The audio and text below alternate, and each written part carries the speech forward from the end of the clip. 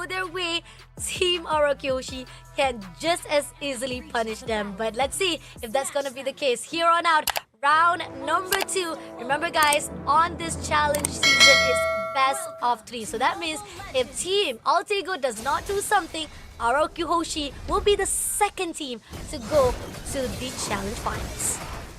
It is a qualifying match after all. A loser doesn't go home, but they'll have a much longer journey ahead of them, having to qualify for the last chance qualifier. So you ideally don't want to have to play around that. Game number 2, Alter Ego has a very solid composition. The same way that we saw from RQ in game 1, you can play a very honest style and go for more efficient control over the team fight, playing around implosion and nether realm cooldowns. RQ have a good amount of sustain and damage because they can play around this Matilda, but they're going to be overall a little bit squishier. That means that team fights are a little bit more difficult for them. It requires more finesse and synergy and trust because they actually have to play a bit more similar to the style that we saw from Onyx earlier, forming more independent units within team fights rather than just running at them as a death ball. And you have to be really confident on how you actually go in for those combos because Carol-wise, he knows how to shut things down. He was able to lock on you individually and he was confident enough. And if you actually do go in for the fight and overextension was done, too much of his movement was done to a point that didn't manage to clear it out, it's not gonna be easy. I mean, talking about how E-Dog as well as Nino is a little bit tankier and they might be able to pull through as much of his moments to put out. Then again, rrqhoshi, they have damage on their side as well. Now looking on the side right here, we are still holding off because so far the teasing, the picking on the side are seen. Turtle has already been spawned and Suzujin will be the first one to straight away tease it off. Now Gebe looking for a way, does want to actually try to maneuver and fight it off, but Ido looking forward to straight it off, to fight it off. Dairon also go in straight to the sacred beast, but Turtle almost been shooted up. Suzujin will be able to shut him down, and at the same time they're looking forward to the side of Team Alter Ego. Doesn't manage to get the first blood just yet, just enough to get them all the kill or even at the most the damage to pull them off. And it's very Dreams gonna be caught there by Enoch. First blood going over to Sutsujin, actually found in his own jungle. Matilda players this challenge season, honestly, have been scaring me a lot. Oh, but Suzujin, a little bit overextension, did try to go in for the fight with Gebe as well as Nino and RINZ.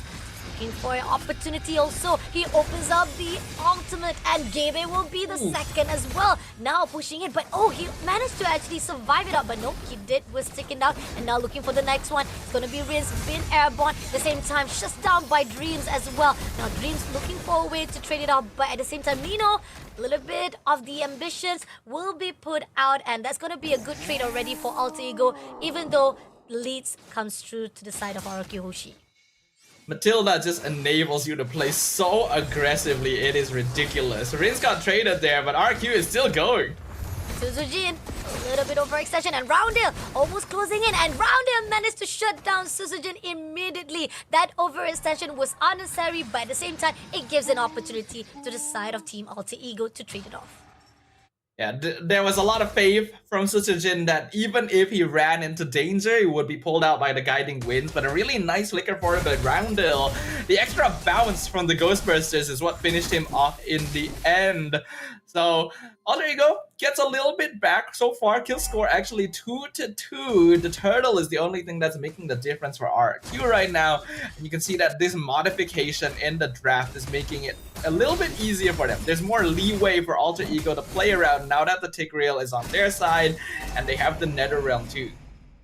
Dairon try to go in 1v1 with Nino. Doesn't manage to go in. Turtle will be spawned. This is going to be the second Turtle as Dream. We'll try to tease it out. E-Dot looking for a way. Does try to actually pick it off to Roundale, but at the same time, not going to do anything as Dream looking for that opportunity to go in. But there you go. Goes out for the stun. Gebe moves away, but at the same time, E-Dot now stuns comes in from the side of Dairon. RINZ managed to take down Dreams first of all, but Gebe trades it off for Dairon. And Suzujin also managed to get the turtle. I'm definitely seeing a trend of EXP laners and Lucas in particular just basically sacrificing themselves as a way of making sure their team is able to achieve some kind of objective. In this case, both of the first turtles of the game have been claimed by RRQ because of the guiding winds of Lucas play. Toy now being targeted. Ooh.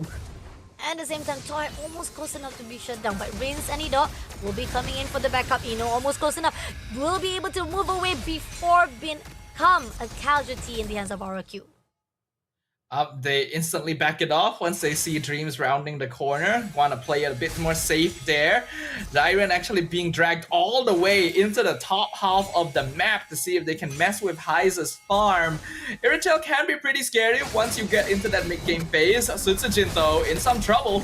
In some trouble, being tagged off by 3 players. Roundel, Nino, as well as Gebe getting the kills right in the hands of Nino. Now, pushing in straight to the mid as well as turret will be shut down, clearing off the mid lane first of all. That's just the first turret on this 6 minute right in this match number 2 or round number 2 of match number 2 itself. And somehow, rrqhoshi, yes, they did giving off the opportunity to the side of Team Alter Ego to get the kill, but yet again, their objective still in the focus. And being able to get the mid-tier 1 as the first turret of the game is huge because it just opens up so much priority for RRQ to roam around the map. Looking at the first items, nothing too unusual here. Flask already completed on Edoc that'll allow RRQ to play a lot more aggro. Toy going for the Sky Piercer build on the Granger, so intending to be the finisher overall, and otherwise pretty default openings for RRQ. They only have about a 1k gold lead, but they've been making sure to trade every single time they see Alter Ego go for some kind of gank on the map. They're making something happen elsewhere. And Dreams gotta go in straight away, but it's gonna be RINZ who takes down Dreams immediately, not allowing that implosion. Sujin also takes down immediately the turtle and now pushing her to Roundale. But at the same time, Dyren pushing her straight to Nino with a Sacred Beast form. But Nino managed to pull away and Heis was able to scare away for that backup, but they did manage to get the kill and the turtle. They needed the 3 turtles right in the hands of RRQ. A massive mistake by Dreams right there, wasting his entire combo and leaving himself vulnerable in the middle of the river with no team backup because rrqhoshi were still doing the guiding winds Lucas combo and pulling Dyren in to separate the rest of his team from him. And now that there was no longer an implosion to play around, they could actually take Dreams out and even pick off some extra without worrying about diving too deep into the enemy jungle. Alter Ego cannot have that happen. I really do think the implosion should be saved for a little bit later in the fight instead of trying to initiate with it. Let's see if that's gonna be a good decision making or a note they are gonna build up after the mistake was done. 3,000 goals in the lead right here does show that rrqhoshi is in the really good potential of form, even despite that the leads or the kills are just lead by 1 point. And rrqhoshi, they already have a really good cover out. 1 layer of turret has already been cleared out. And Dyren is looking for someone for them to push in. Roundale and Nino right in the scene. Gonna go all out to Dyren first of all. Dyren gonna stun it off and push it out to Nino. Almost close it out, but doesn't manage to get the kill they needed. The last hit that was needed to be shut him down. Nino pull away. And that's a really good composition coming from Alter Ego. But then again, right here, Dyren tried to tease off Dream as well. Not gonna be in the favor. That team fight was unsuccessful to the side of rrqhoshi, but at least they did try to push away Alter Ego. It had the potential to be disastrous actually. Once I saw Dreams coming in from the flank and RRQ still quite grouped up in the mid lane, I thought for sure a flicker implosion play was coming. But RINZ was in the bush and actually stunned him midway, which gave RRQ the time needed to separate and run backwards. So that was a really nice call coming in from the Farsa. Now the Lord. Now the Lord will be triggered up and Dyren sacrificing himself just try to tease off away the team of Alter Ego. But at the same time, RINZ takes down Nino and now Toy takes down Roundale as well. And that's the double kill that is needed for RRQ to just get the Lord for themselves. And again, we keep on saying Dyren denying and leaving himself in the open to get to be shut down or getting out by 3 people of Team Alter Ego himself, but with a really good fruitful. That sacrifice was just a great composition coming in from Team RRQ. And even if Dyren is dying a lot, we can see that his damage numbers are actually very, very high up there. Doing his job as is necessary. And him sacrificing his life is actually very worth it a lot of the time for rrqhoshi. He is taking out most of the extra HP from the Nether Realm and grouping Alter Ego together so that RRQ can follow up with a Spear of Alpha with multiple members stacked. Now they're targeting Dreams in the river.